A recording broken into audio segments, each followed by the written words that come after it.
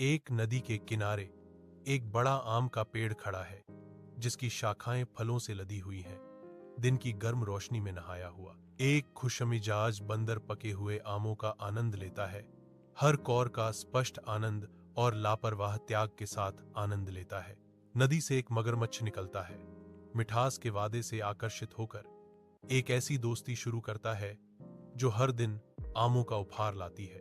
मगरमच्छ की बीवी आम खाती है, उसके भाव एक गहरी लालसा को धोखा देते हैं। मगरमच्छ उसे देखता है, उसके चेहरे पर चिंता अंकित है। मुझे बंदर का दिल खाना है, तुम उसे यहां बुलाओ, वह मांग करती है। उसके शब्द घर में गूंजते हैं। फटा हुआ मगरमच्छ अपनी पत्नी के नापाक अनुरोध पर मान जाता है। वह बंदर को खाने के लिए आमंत्रित करने की योजना बनाता है। मगरमच्छ बंदर को नदी के पार ले जाता है। तेज धूप में पानी चमक रहा है। मेरी बीवी तुम्हारा दिल खाना चाहती है, मगरमच्छ ने खुलासा किया। उसकी आवाज पानी पर गूंज रही थी।